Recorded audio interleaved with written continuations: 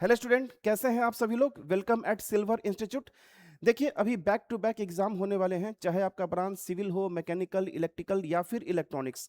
Silver institute आपके लिए एक स्पेशल सेशन, स्पेशल सीरीज लेके आया है, जो आने वाले एग्जामिनेशन में डिफरेंट टाइप्स के क्वेश्चन को सोल्व करवाया जाएगा, वो भी इंडिया के टॉप एजुकेटर के द्वारा, जो अपने अपने सब्जेक्ट के एक्सपर्टीज होंगे।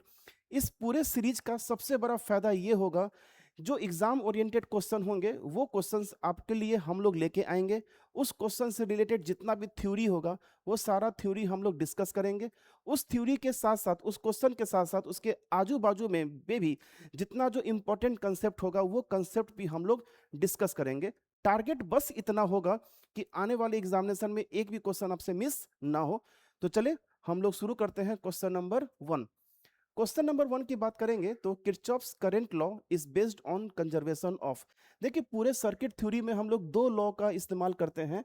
कंसेप्ट बहुत सारे हैं, लेकिन अगर हम लॉ की बात करेंगे तो दो लॉ हैं, एक केवीएल और दूसरा केसीएल। किरचॉफ्स वोल्टेज लॉ और किरचॉफ्स करंट लॉ। तो अगर मैं किरचॉफ्स वोल्टेज लॉ की बात करूं तो ये कहता है कि केवीएल कहता है कि किसी भी क्लोज लूप में algebraic some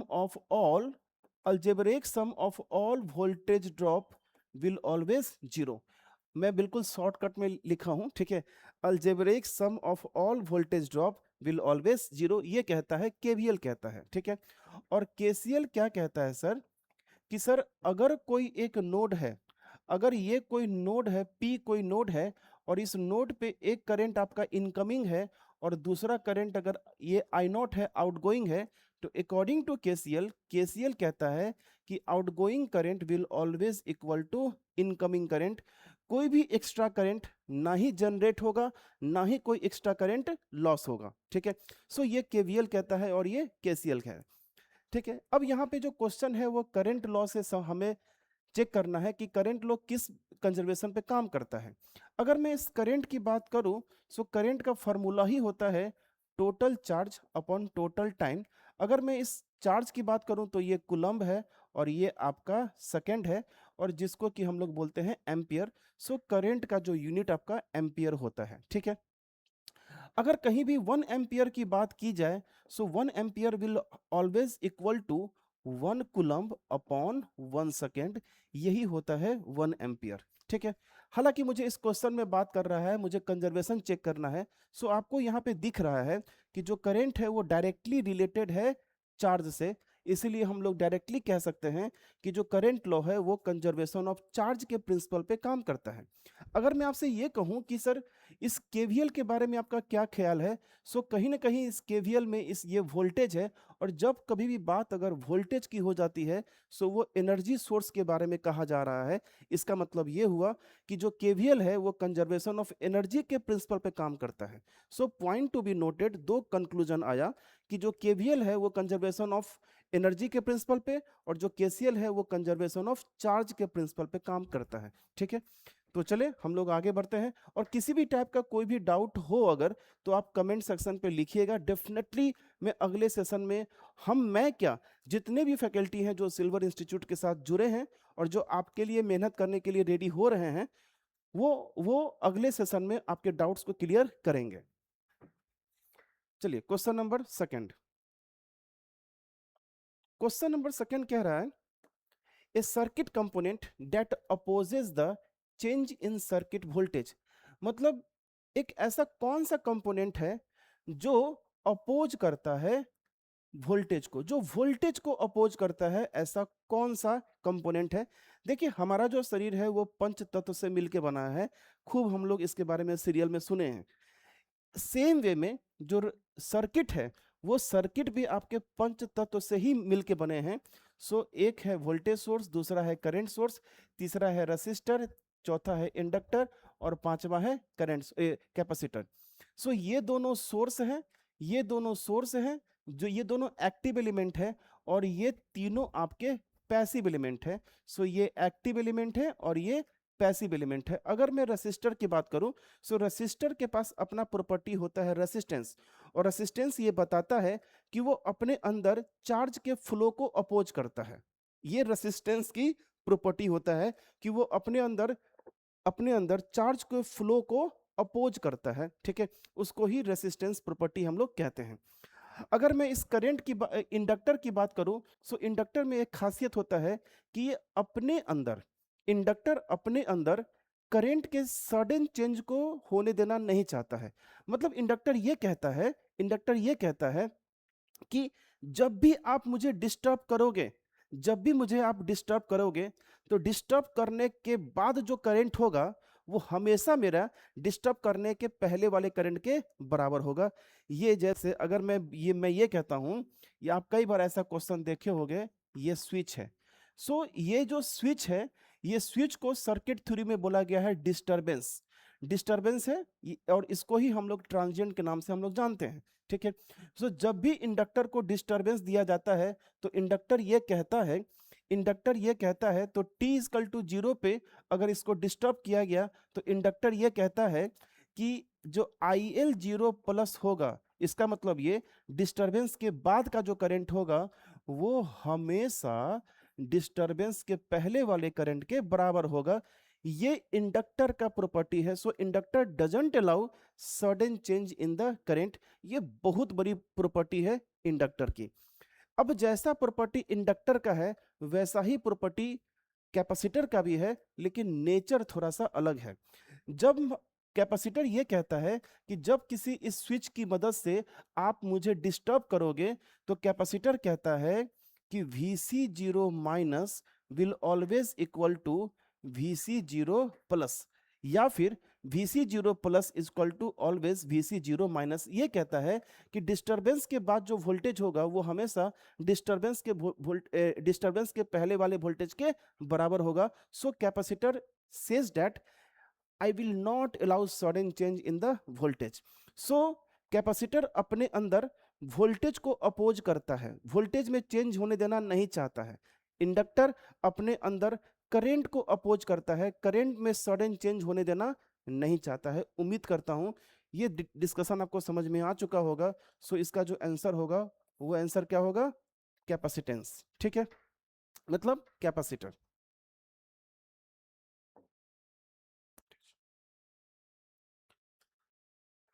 question number 3, question number 3 कह रहा है the curve representing Ohm's law. The curve representing Ohm's law कैसा होता है? लीनियर होता है, हाइपरबोला होता है, पैराबोला होता है, ट्रायंगुलर होता है। देखिए जो आपका ओम्स लॉ है, कुछ लोग बोलेंगे अगर मैं आपसे ये कहूं कि what is basic Ohm's law, so सब लोग लिख देंगे V equal to I R is basic Ohm's law. मैं बोलूंगा कि ये गलत है, ये बेसिक ओम्स लॉ नहीं है, ठीक है, ये derived form of Ohm's law है। सो अगर आपसे कोई पूछेगा बेसिक ओम्स लॉ क्या है, सो बेसिक ओम्स लॉ क्या है? J इक्वल टू आपका sigma E.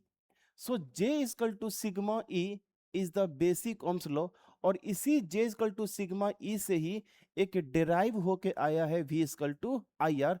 So V equal to I R is a derived form of Ohm's law, जबकि J equal to sigma E is the basic Ohm's law। ये बहुत important का concept है, बहुत लोग इसमें गलती करते हैं और कई बार क्वेश्चन आपका आ चुका है। खैर कोई बात नहीं, यहाँ पे ऐसा कुछ बेसिक ओम्स लॉ की बात कहा नहीं है। और इस चाहे क्वेश्चन आप इस वाले कंसेप्ट से बनाइए, चाहे क्वेश्चन इस वाले कंसेप्ट से बनाइए, आप यहाँ पे देख रहे हो कि ये जो V है डायरेक्टली प्रोपोर्शनल टू I है, और यहाँ पे जो J है वो डायरेक्टली प्रोपोर्शनल टू E है। सो ये जो रिलेशन है ये एक लीनियर रिलेशन है। ये दोनों के दोनों जो रिलेशन है, ये दोनों के दोनों रिलेशन कैसे हैं? आपके लीनियर रिलेशन है, ठीक है, लीनियर रिलेशन है। सो ये आपका I है तो ये आपका V है, और ये एक लीनियर रिलेशनशिप है, ठीक है। सो ये जो ग्राफ है, ये ग्राफ स्ट्रेट लाइन को रिप्रेजेंट कर रहा है, इसलिए ये लीनियर होगा। अगर सपोज कीजिए यहाँ पे लीनियर ना होके स्ट्रेट लाइन होता तो आंसर क्या होता? स्ट्रेट लाइन होता। अगर question J equal to sigma E होता तो भी यही आंसर होता, V equal to I R होता तो भी यही आंसर होता, ठीक है। तो चले हम लोग आगे बढ़ते हैं क्वेश्चन नंबर 4 में।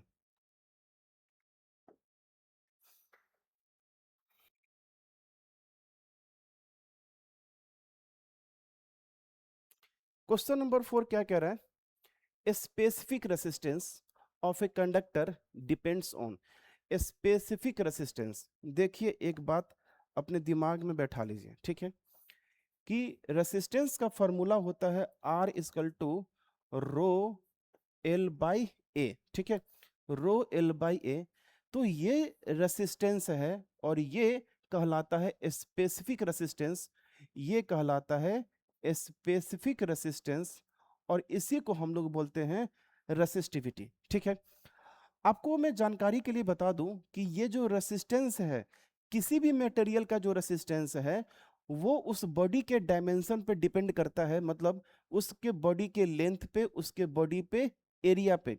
जबकि ये जो रेसिस्टिविटी है, ये रेसिस्टिविटी प्रॉपर्टी ऑफ मटेरियल होता है, ठीक है, ये बात दिमाग में रखिएगा। रेसिस्टेंस आपके डायमेंशन पे डिपेंड करता है। अगर मान के चलिए ये कोई एक बॉडी है और कोई ये एक बॉडी है, ठीक है, दोनों दोनों का रेसिस्टेंस अलग अलग होगा।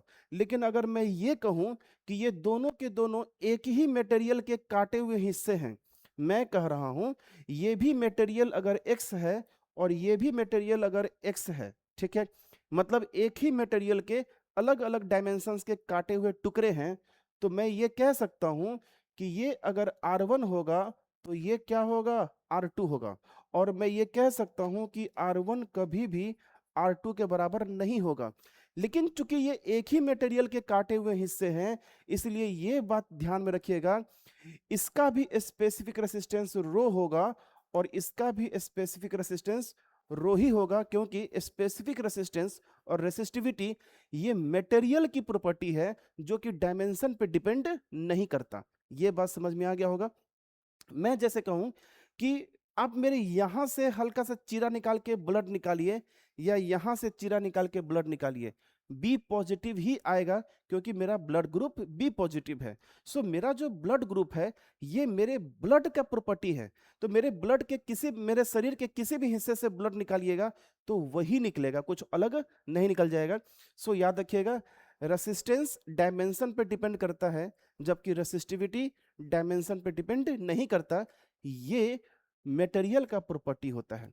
आप, और मैं ये भी बोल दूं आपको कि कोई मटेरियल है, अगर मैं बोलूं कि ये एक पेन है, ये एक मटेरियल है, मान लीजिए ये आयरन का है और ये एक मटेरियल है, और मैं इसका 50 टुकड़ा टुकड़ा कर दूं, यदि मैं इसका 50 टुकड़ा कर दूं या फिर मैं इसका 10 टुकड़ा कर दूं या फिर मैं इसके 1000 टुकड़ा कर दूं, प्रत्येक टुकड़ा का रेसिस्टिविटी सेम होगा। किसी भी मटेरियल को कट कर देने से, इलोंगेट कर देने से, बेंड कर देने से उसका रेसिस्टिविटी चेंज नहीं होता, सिर्फ और सिर्फ रेसिस्टेंस चेंज होता है। उम्मीद करता हूं कि समझ में आ चुका होगा।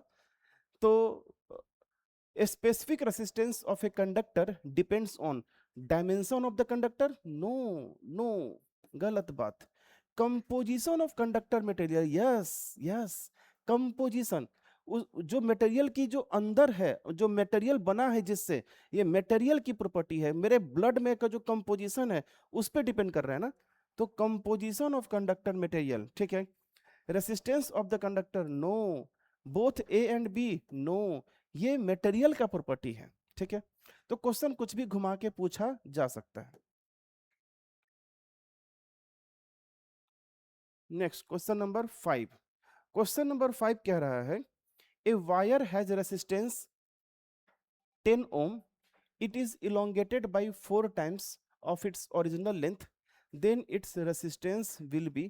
मतलब ये कह रहा है कि, मतलब कोई वायर है, जैसे मान ली मैं बोला कि ये एक वायर है और इस वायर का लेंथ कितना, इस वायर का जो रेसिस्टेंस है वो कितना है, 10 है, ठीक है। तो चलिए मैं ये कहता हूं कि ये एक वायर है, इस वायर है और इस वायर का रेसिस्टेंस R है, इस वायर का जो लेंथ है वो लेंथ L है, इस वायर का जो एरिया है वो A है और इस वायर का जो स्पेसिफिक रेसिस्टेंस है वो आपका रो है, ठीक है। और क्वेश्चन में कह रहा है कि इस R का वैल्यू कितना है, तो इस सर 10 ओम है इसका वैल्यू। क्वेश्चन कह रहा है कि इसको इलोंगेट कर दिया गया और इसके लेंथ को 4 गुना कर दिया गया, ठीक है। मतलब ये कि इसके लेंथ को 4 गुना कर दिया गया। मैं आपको बहुत अच्छा शॉर्टकट सिखाऊंगा। तो मतलब ये कि इसके जो लेंथ को 4L कर दिया। अब सर जैसे ही आप लेंथ को 4 गुना करोगे तो सर ये जो एरिया है ये एरिया तो चेंज होगा ना सर, ठीक है। तो कहीं ना कहीं ये एरिया मैं क्या बोलता हूँ, ए डैश बोलता हूँ, ठीक है। अब स्वाभाविक सी बात है कि अगर एरिया चेंज होगा, लेंथ चेंज होगा, तो सर इसका रेसिस्टेंस भी क्या होगा, चेंज होगा। लेकिन एक चीज जो चेंज नहीं होता है वो होता है स्पेसिफिक रेसिस्टेंस या फिर रेसिस्टिविटी। सो ये बात बहुत इंपॉर्टेंट है जो आपको हमेशा याद रखना है। छोटी छोटी बातें हैं लेकिन बहुत ही मोटी बातें हैं, ठीक है। अब थोड़ा सा इससे रिलेटेड मैं आपको एक शॉर्टकट सिखा दूं, ठीक है। देखिए जब भी हम किसी वायर को इलोंगेट करते हैं, स्ट्रेच करते हैं, ठीक है, और उसके लेंथ को हम चेंज करते हैं, ठीक है। तो मान के चलिए जो अगर आपका लेंथ है उस लेंथ को हम n टाइम्स कर दिए, उस लेंथ को क्या कर दिए, n टाइम्स कर दिए। एकदम दिमाग में बैठा लीजिएगा, ठीक है, कि उसका जो नया रेसिस्टेंस होगा, जो उसका नया रेसिस्टेंस होगा, वो नया resistance n square into R होगा। अगर आप किसी वायर के लेंथ को दोगुना करेंगे, अगर किसी वायर के लेंथ को दोगुना करेंगे तो जो नया रेसिस्टेंस है वो 4 गुना हो जाएगा, ठीक है। ये बात समझ में आ गई है ना। तो क्वेश्चन में क्या कह रहा है, हम 4 टाइम्स कर रहे हैं, ठीक है। सो क्वेश्चन में अकॉर्डिंग टू क्वेश्चन जो नया रेसिस्टेंस हमको निकालना है, सो वो क्या होगा, 4 टाइम्स कर रहे हैं, 4 टाइम्स, और जो पहले से वो कितना है, 10 है, ठीक है। तो ये 4 इंटू 4 16 इंटू 10 160 ओम हो जाएगा, ठीक है। सो कौन सा answer, D, D is the correct answer, ठीक है। सो उम्मीद करता हूं कि ये क्वेश्चन समझ में आ चुका होगा, ठीक है। और अगर आपको बनाना है कि सर ये कंसेप्ट कैसे आया, तो इसके लिए सबसे अच्छा तरीका होता है कि आप इनिशियल वॉल्यूम और फाइनल वॉल्यूम को क्या कर दो, इक्वल कर दो। वॉल्यूम क्या है, सो वॉल्यूम है लेंथ इनटू ब्रेथ, और दूसरा है so L dash into B dash, ठीक है। तो L into B, L dash कितना किए हो, 4 गुना किए हो, तो 4L, तो आपका बी डैश आ जाएगा। सो आप यहां से बड़े आसानी से बी डैश निकाल सकते हो, b/4 आ चुका है, ठीक है। सो नया रेसिस्टेंस क्या हो जाएगा, तो सर जो नया रेसिस्टेंस हो जाएगा दिखाई दे रहा है, जो नया रेसिस्टेंस है वो तो रो हो जाएगा, और ये आपका 4L हो जाएगा, और ये b/4 हो जाएगा। तो सर ये आपका 16 रो L/A हो जाएगा, और ये रहा पुराना वाला रेसिस्टेंस। बड़े आसानी से क्वेश्चन बन जाएगा, ठीक है। चलिए हम लोग आगे बढ़ते हैं क्वेश्चन नंबर 6 पे।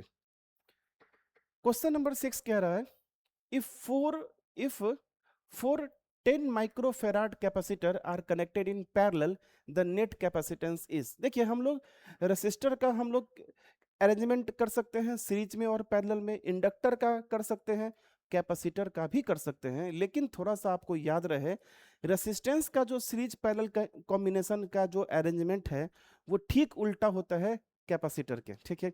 सो अगर हम बात करेंगे कैपेसिटर, ये जो आपके कैपेसिटर है, ये कैपेसिटर अगर आपके सीरीज में होंगे, अगर आपके कैपेसिटर सीरीज में होंगे, ठीक है, जैसे आप बोलते हो कि ये दो रेसिस्टर, ये R1 है और ये आपका R2 है। सो इसका जो R इक्विवेलेंट होगा, इक्विवेलेंट रेसिस्टेंस होगा, वो R1 प्लस R2 होगा। लेकिन सीरीज अगर सीरीज में कैपेसिटर है C1 और C2 है, तो उसका इक्विवेलेंट कैपेसिटेंस ऐसे नहीं होगा। तो कैसे लिखेंगे, C1 C2 divided by C1 plus C2।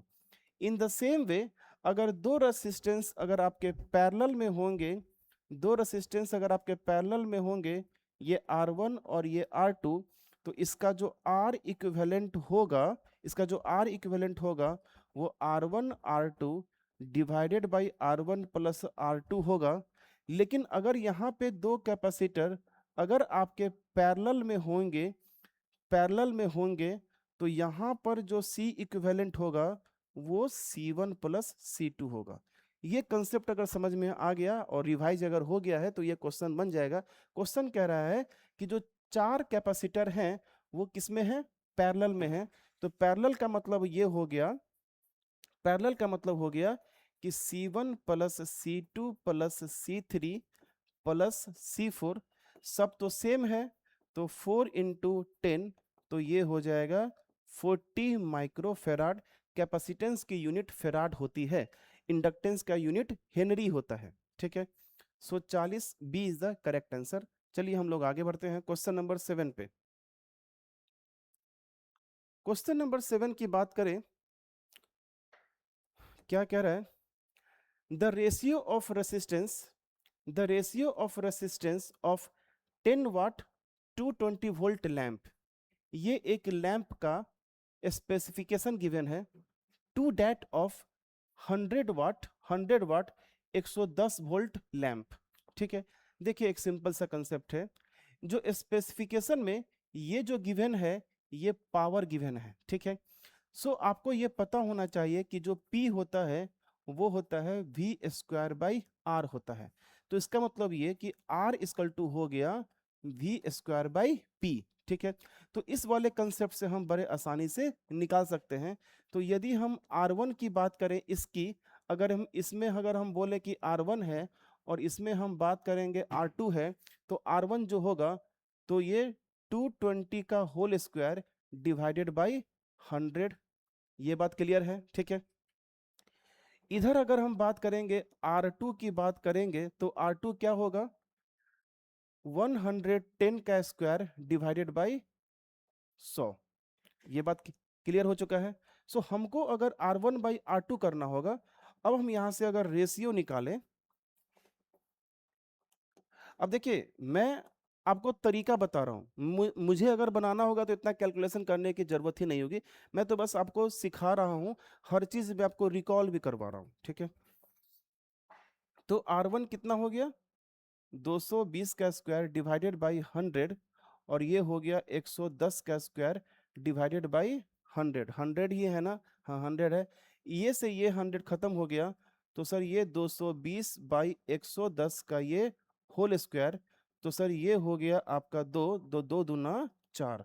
सो आपका क्या हो जाएगा, द रेशियो, आपको रेशियो पूछ रहा है ना। ठीक है, द रेशियो ऑफ रेसिस्टेंस। ठीक है, तो जो इसका इसका जो आप रेशियो निकाले है ना, सो आप ये रेशियो कह सकते हो 4:1 का रेशियो। ठीक है, सो ए इज द करेक्ट आंसर। ठीक है,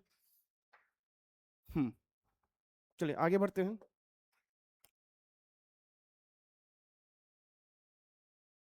क्वेश्चन नंबर 8, क्वेश्चन नंबर 8 क्या कह रहा है, for maximum power transfer theorem. देखिए जब हम थ्योरम की बात करते हैं तो उस थ्योरम में जो किसी भी एग्जाम में सबसे ज्यादा जो थ्योरम पूछता है वो मैक्सिमम पावर ट्रांसफर थ्योरम ही पूछता है। और मैक्सिमम पावर ट्रांसफर थ्योरम का जो सर्किट होता है वो ये होता है, इसको बोलते हैं VTH, थेवेनिन्स इक्विवेलेंट वोल्टेज, इसको बोलते हैं RTH, थेवेनिन्स इक्विवेलेंट रेसिस्टेंस, और ये होता है वेरिएबल लोड रेसिस्टेंस। याद रखिएगा, थेवेनिन्स जो मैक्सिमम पावर थ्योरम है, मैक्सिमम पावर ट्रांसफर थ्योरम है, वो वेरिएबल लोड के लिए डिफाइंड है, कांस्टेंट लोड के लिए डिफाइन नहीं है।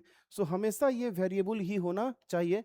और फॉर पी मैक्स, मतलब for P max across across RL, condition क्या है, कंडीशन है RL हमेशा RTH के बराबर होना चाहिए। ठीक है, अगर ये कंडीशन सेटिस्फाई हुआ तो Pmax कितना आता है, तो Pmax का फॉर्मूला होता है VTH का whole square divided by 4 RTH। ठीक है, सो ये तो हम लोग समझ गए।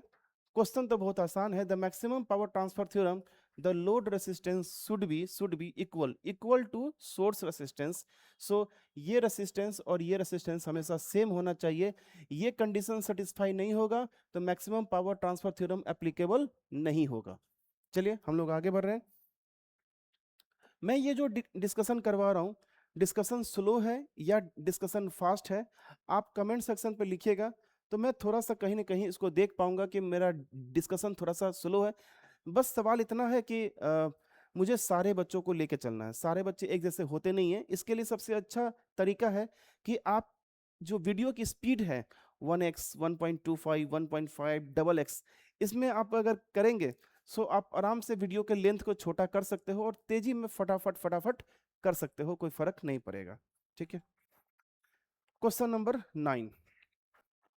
क्वेश्चन नंबर 9 कहा जा रहा है, a network contains linear resistor and ideal independent, a network contains linear resistor and ideal independent voltage source. ठीक है, मतलब ये कह रहा है कि एक एक सर्किट है, एक नेटवर्क है जिसमें लीनियर रेसिस्टर्स लगे हैं और आइडियल इंडिपेंडेंट वोल्टेज सोर्सेस लगे हैं। ठीक है, तो मान के चलिए मैं एक वोल्टेज सोर्स लगा दिया और मैं एक दो रेसिस्टेंस में लगा दिया, ये R1 है और ये R2 है और ये आपका V है। If the value of all voltage source are doubled, अगर हम वोल्टेज सोर्स को इसको हम अगर हम डबल कर दें, the currents through all resistors will be. देखिए एक बात है ना, V इक्वल टू क्या होता है, IR होता है, सो I इक्वल टू क्या होता है, V बाई R होता है। इसका मतलब ये कि यदि आप रेसिस्टेंस को बढ़ाइएगा तो आपका करंट कमेगा, करंट क्या होगा, कमेगा। लेकिन अगर आप वोल्टेज को बढ़ाइएगा, मैं व्हाइट पेन से लिख रहा हूं इसके लिए, लेकिन अगर अब मैं वोल्टेज को बढ़ाऊंगा तो करंट भी क्या होगा, बढ़ेगा। चूंकि यहाँ पे रेसिस्टेंस कांस्टेंट है, चूंकि रेसिस्टेंस कांस्टेंट है तो इसको मैं यदि डबल करूंगा तो ये भी डबल हो जाएगा। ठीक है, सो ये भी क्या हो जाएगा, डबल हो जाएगा। B is the correct answer. ठीक है, ऐसा क्वेश्चन कई सारे एग्जाम में आ रखे हैं। क्वेश्चन नंबर 10, एक थ्योरम और है, रेसिप्रोसिटी थ्योरम। बहुत सारे थ्योरम है, स्टैंडर्ड हम लोग को 5-6 पढ़ने हैं, जिसमें से एक है आपका सुपरपोजिशन थ्योरम है। ठीक है, मैक्सिमम पावर ट्रांसफर थ्योरम है, नॉर्टन्स है, थेवेनिन्स है, रेसिप्रोसिटी थ्योरम है। ठीक है, रेसिप्रोसिटी थ्योरम क्या कहता है, ये कहता है कि मान के चलिए कि सर ये एक नेटवर्क है, ये एक नेटवर्क है और इस तरफ वोल्टेज सोर्स लगा हुआ है और इस तरफ एक रेसिस्टर लगा हुआ है और इस वोल्टेज सोर्स की वजह से इस वाले रेसिस्टेंस में करंट कितना है, I है। सो रेसिप्रोसिटी थ्योरम ये कहता है कि यदि मैं नेटवर्क को सेम रखूं और इस रेसिस्टेंस और इस वोल्टेज सोर्स के पोजीशन को यदि मैं चेंज कर दूं, पोजीशन इंटरचेंज कर दूं, पोजीशन इंटरचेंज कर दूं तो रिस्पांस भी सेम रहेगा। सो इस वाले में कितना करंट जाएगा, I ही जाएगा। सो अगर हम बोलेंगे यहाँ पे I1 है और ये I2 है, सो इस बात को याद रखिएगा कि I1 और I2 हमेशा सेम होगा। सो कहता ये है कि किसी भी नेटवर्क के अक्रॉस वोल्टेज सोर्स और जो रेसिस्टेंस है, इसके पोजीशन को इंटरचेंज कर देने से रिस्पांस में कोई चेंजेस नहीं आता है। लेकिन इस बात का ध्यान रहे कि इसमें इसमें कोई डिपेंडेंट सोर्स ना रहे। डिपेंडेंट सोर्स कैसा दिखता है, ऐसा दिखता है डिपेंडेंट सोर्स, डायमंड शेप का। होता क्यों है, डिपेंडेंट सोर्स जो है वो खुद किसी दूसरे पे डिपेंड करता है। ठीक है, तो मान के चलिए कि इसके अंदर कोई डिपेंडेंट सोर्स था जो हो सकता है इस पे डिपेंड हो जाए, वो हो सकता है कि इस वाले पाथ पे डिपेंड हो जाए। सो जब भी आप रेसिप्रोसिटी थ्योरम लगाओ, लगाइए, बेधड़क लगाइए, लेकिन अगर उसमें डिपेंडेंट सोर्स है उसमें रेसिप्रोसिटी थ्योरम नहीं लगेगा। और दूसरी बात, रेसिप्रोसिटी थ्योरम तभी अप्लाई होता है जब उसमें सिंगल वोल्टेज सोर्स होता है, सिंगल सोर्स होगा। मल्टीपल सोर्स होगा उसमें रेसिप्रोसिटी थ्योरम एप्लीकेबल नहीं होगा। ठीक है, उम्मीद करता हूं कि ये कंसेप्ट समझ में आ चुका होगा। सो reciprocity theorem cannot be applied to circuit containing which of the following element, so A is the correct answer, dependent source। आगे बढ़े, क्वेश्चन नंबर 11। क्वेश्चन नंबर 11 कह रहा है, in a linear circuit In a linear circuit, a specific load resistance RL is connected to a Thevenin circuit with VTH 20 volt and RTH 5 ohm. तो ठीक है, हम लोग फटाक से एक सर्किट बना लेते हैं. सो ये होता है थेवेनिन्स इक्विवेलेंट सर्किट. ठीक है, ये VTH और ये RTH, और क्वेश्चन में RTH 5 है और VTH कितना है, 20 है. What is the maximum power transfer power that can be transfer to RL. So question में ये कह रहा है कि ये जो वेरिएबल लोड रेसिस्टेंस है इसमें मैक्सिमम पावर कितना जाएगा. तो सबसे पहले तो ये कि मैक्सिमम पावर होने के लिए, जरा मैं देख लूं, वॉइस तो आ रहा है ना, हाँ ठीक है. मैक्सिमम पावर होने के लिए इस RL का वैल्यू इस RTH के बराबर होना चाहिए. इसका मतलब 5 होना चाहिए. ठीक है, सो अब यहां से मेरा काम बन गया. So Pmax equal to VTH का whole square divided by 4 RTH. ये एक स्टैंडर्ड फार्मूला होता है. ठीक है, तो VTH आपका निकल गया 20 का whole square divided by 4 RTH. 4 RTH. सो ये अगर देखोगे तो 20 into 20 divided by 20, 20 20 cancel. So ये आपका निकल गया 20 watt. So 20 watt is the correct answer. ठीक है, किसी भी टाइप का कोई डाउट हो तो आप जरूर मुझे लिखिएगा, बताइएगा कमेंट सेक्शन पे. क्वेश्चन नंबर 12 कह रहा है an ideal an ideal inductor in DC state behaves as. ठीक है, देखिए मैं स्टार्टिंग के केस में मैं बताया था इंडक्टर की अपनी बिहेवियर होती है, कैपेसिटर की अपनी बिहेवियर होती है. कैपेसिटर कहता है I will doesn't allow sudden change in the voltage. Inductor कहता है I will doesn't allow sudden change in the current. सबकी अपनी अपनी बिहेवियर है. ठीक है, लेकिन जब डीसी आता है, under the DC condition, under the DC condition, देखिए इंडक्टर में क्या होता है, VL क्या होता है, L di/dt. ये होता है इंडक्टर के अक्रॉस वोल्टेज. ये होता है इंडक्टर के अक्रॉस वोल्टेज. अगर हम कोई भी डीसी करंट अगर देंगे, अगर डीसी करंट देंगे तो इसका जो डिफरेंशिएशन हो जाएगा वो कितना हो जाएगा, 0. इसका डिफरेंशिएशन अगर 0 हो जाएगा सो ये वोल्टेज कितना हो जाएगा आपका, 0 हो जाएगा. ठीक है, तो ये कहता है under the an ideal inductor in DC steady state. Steady state कह रहा है, अगर कहीं भी क्वेश्चन में स्टेडी स्टेट का वर्ड रहे, स्टेडी स्टेट कहने का मतलब होता है T इक्वल टू इन्फिनिटी. बहुत देर तक एक डीसी सोर्स सर्किट में जिसमें इंडक्टर था वो लगा हुआ था.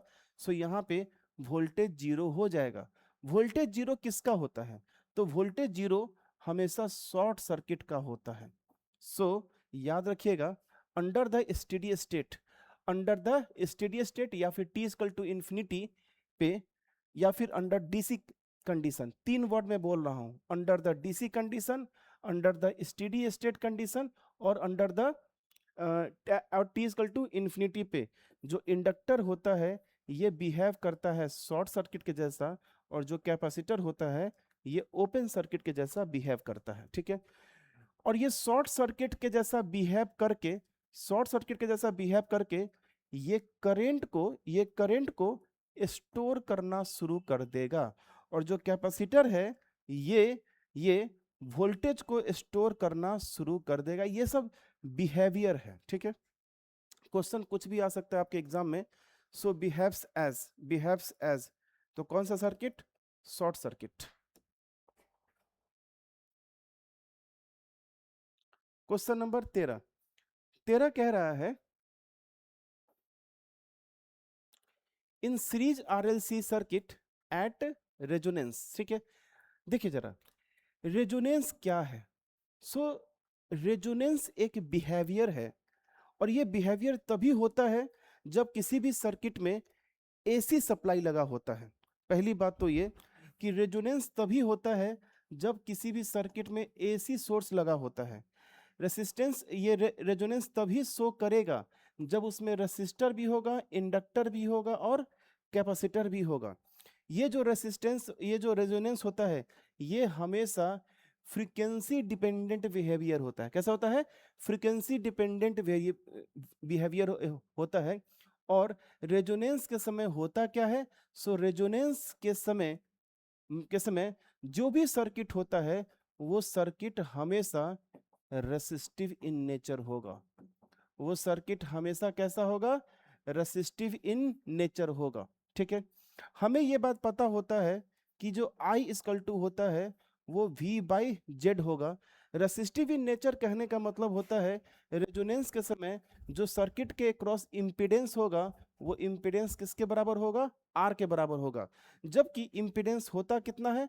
तो इम्पीडेंस होता है R plus j omega L minus j by omega C. So resonance के समय एट रेजोनेंस ये वाला पार्ट और ये वाला पार्ट आपस में कैंसिल आउट हो जाता है, जिसकी वजह से ये जो जेड है ये दोनों कैंसिल आउट हो जाता है। जो जेड है वो आर के बराबर हो जाता है। सो ये जेड मिनिमम हो जाता है। जैसे ही जेड मिनिमम हो जाता है, ये जेड आपका मिनिमम हो जाता है, तो सॉरी ये जो करंट है ये करंट आपका मैक्सिमम हो जाएगा। ठीक है, तो बहुत सारे कंसेप्ट में आपको सिखा दिया रेजोनेंस का। मतलब समझिए कि मैं सीरीज रेजोनेंस लगभग बता ही चुका हूं। ठीक है, सो एक बात याद रखिएगा, करंट आपका मैक्सिमम हो जाएगा और और और आपका जेड मिनिमम हो जाएगा। सो ये ग्राफ है आपका जेड का और ये ग्राफ है आपका आई का, और ये जो पॉइंट है इसको ही बोलते हैं रेजोनेंट फ्रीक्वेंसी। क्या बोलते हैं? Resonant frequency. और इस रेजोनेंट फ्रीक्वेंसी का जो फॉर्मूला होता है वो 1/√LC होता है। ठीक है, सो ये जेड, ये आपका ये ग्राफ जेड का है और ये ग्राफ आई का है। ठीक है, so in a series RLC circuit at resonance current is minimum, गलत बात। Power factor is zero, power factor is zero, ये भी इंपॉर्टेंट कंसेप्ट है, मैं आपको बता रहा हूं। इम्पीडेंस इज मैक्सिमम, बिल्कुल गलत बात है, ये गलत बात है, ये गलत बात है। Voltage and current are in phase. ठीक है, voltage current are in phase. अब जरा समझिएगा, चूंकि जेड किसके बराबर हो गया? आर के बराबर। जेड किसके बराबर हो गया? आर के बराबर। जब भी किसी सर्किट में सिर्फ और सिर्फ रेसिस्टर रहता है, सो उस सर्किट में लीडिंग और लैगिंग कंसेप्ट खत्म हो जाता है। कोई लीडिंग और कोई लैगिंग का बात नहीं होता है। मतलब ये वोल्टेज और करंट हमेशा सेम फेज में होता है। क्या होता है? आपका सेम फेज में होता है, जिसकी वजह से ये जो फाई है, और फाई कहलाता है phase difference between voltage phasor and current phasor, ये हमेशा जीरो होता है। फाई हमेशा क्या होता है? जीरो होता है। और अगर जैसे ही आपका फाई अगर जीरो हो जाएगा, सो आप यहां से पावर फैक्टर निकाल सकते हो। इसको हम लोग बोलते हैं कॉस फाई, और ये जो हो जाएगा कॉस ऑफ कौन सा? जीरो। और कॉस जीरो कितना आपका? 1। सो पावर फैक्टर जीरो, ये भी गलत बात है। पावर फैक्टर कितना हो जाएगा? 1 हो जाएगा। और इसको ही बोलते हैं यूनिटी पावर फैक्टर। हम लोग ऐसा भी कहते हैं कि जब भी कोई सर्किट रेजोनेंस पर होता है, उस सर्किट को बोलते हैं यूनिटी पावर फैक्टर सर्किट बोलते हैं, जीरो पावर फैक्टर सर्किट नहीं बोलते हैं। ठीक है, तो चले हम लोग आगे बढ़े। सो तो आपका कौन सा आंसर हो गया? D, D is the correct answer. Question number 14। Question number 14 क्या कह रहा है? 3 resistance 5 ohm each are connected in star connection. Value of equivalent delta resistance R। देखिए मैं आपको बहुत अच्छे से समझाता हूं। स्टार, ये रहा आपका स्टार,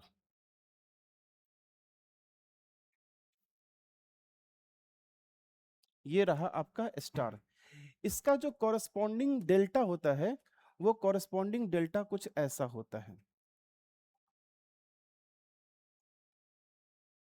उसका कॉरस्पॉन्डिंग डेल्टा कुछ ऐसा होता है। सो ये आपका डेल्टा का पार्ट है और ये येलो वाला आपका स्टार का पार्ट होता है। ठीक है, क्लियर है? सो ये अगर आर होगा, ये आर होगा, ये आर होगा। सो मुझे अगर डेल्टा का एलिमेंट अगर मुझे निकालना है, अगर मैं डेल्टा का अगर मैं इसको बोलता हूँ R1 R2 और ये R3 बोलता हूँ, और ये RA RB और ये RC बोलता हूँ, ये अगर डेल्टा का पार्ट है, सो एक जो फॉर्मूला में लिख देता हूं तो उसको बोलेंगे ये आर ए किससे कनेक्ट है, इस दोनों से कनेक्ट है। सो ये R1 प्लस R2 जोड़े हैं तो इन दोनों को प्रोडक्ट करेंगे और अपॉन में इसका तीसरा वाला, ठीक है। अच्छा R1 R2 ये वाला तो R3, ठीक है। तो ये वाला पार्ट R3। अब क्वेश्चन में कह रहा है सबका वैल्यू क्या है, 5 है, मतलब सेम है। यदि सबका वैल्यू यदि सेम हो जाएगा, मतलब ये मैं कहने का मतलब है कि if R1 equal to R2 equal to R3 equal to अगर R हो जाएगा तो इस फॉर्मूला में रखिएगा तो देखिएगा तो कितना हो जाएगा, 3R हो जाएगा। तो मतलब ये कह सकते हैं कि अगर स्टार के सारे एलिमेंट सेम होंगे तो उनके जो कॉरस्पॉन्डिंग डेल्टा एलिमेंट होंगे वो 3 गुना हो जाएगा, 3 टाइम्स हो जाएगा, ठीक है। तो ये 5 है तो 5 या 15 हो जाएगा। So D is the correct answer. D D D तो करेक्ट आंसर होगा, लेकिन डब्लू डब्लू नहीं है, ये सब ओम है, ये सब क्या है, ओम है, उल्टा लिखा गया, ठीक है। चलिए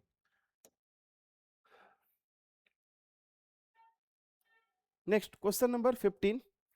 क्वेश्चन नंबर 15 कह रहा है the wires A and B of the same material, the wire A and B of same material, question कह रहा है same material but of different length, but of different length, ये लेंथ L है, सो इसका length क्या कर रहा है, 12 है।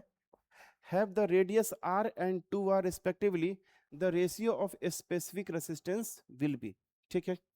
जैसे ही ये क्वेश्चन देखा गया ना, the ratio of specific resistance पूछ रहा है।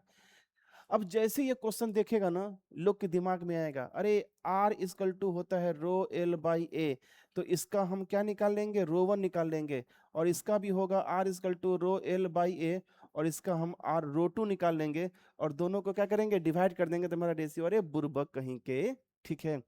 क्वेश्चन में पहले ही कह दिया है सेम मटेरियल, सेम मटेरियल और स्पेसिफिक रेसिस्टेंस के बारे में पूछा है। सो स्पेसिफिक रेसिस्टेंस मटेरियल की प्रॉपर्टी होती है, ठीक है।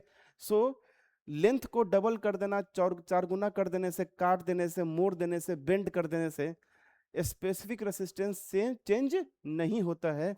सो वही होगा। सो सी इज द करेक्ट आंसर, 1:1। सो उम्मीद करता हूं कि ये समझ में आ गया होगा। आज का ये सेशन मेरा हल्का छोटा है, धीरे धीरे हम लोग अपने सेशन को बढ़ाएंगे, ठीक है। 1 घंटा, फिर 1 घंटा के बाद भी हम लोग सेशन को ले जाएंगे और कोशिश करेंगे कि एक दिन में मिनिमम हम लोग 20 क्वेश्चंस को सॉल्व करेंगे। और अगर हम लोग धीरे धीरे स्पीड को बढ़ा लिए, फिर हम लोग नंबर ऑफ क्वेश्चंस को ज़्यादा भी बढ़ा सकते हैं, ठीक है। तो चलिए हम लोग मिलते हैं अगले सेशन में। Thank you. So stay connected with silver institute. India के जितने भी टॉप फैकल्टीज हैं वो आपके साथ खड़े हैं।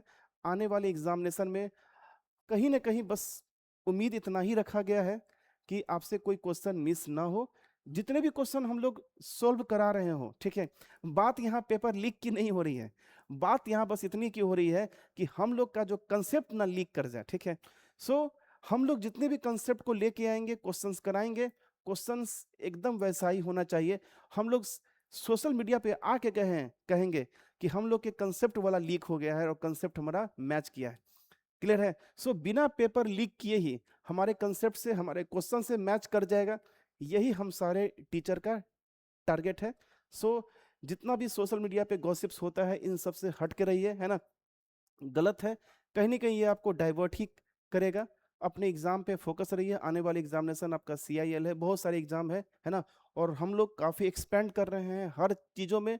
जो गेट के स्टूडेंट हैं या फिर ESE के स्टूडेंट हैं, सबके लिए बहुत सारे मल्टीपल कोर्सेज हम लोग लेके आ रहे हैं, और वो भी इंडिया के टॉप फैकल्टीज जो अपने अपने सब्जेक्ट के एक्सपर्टीज होंगे।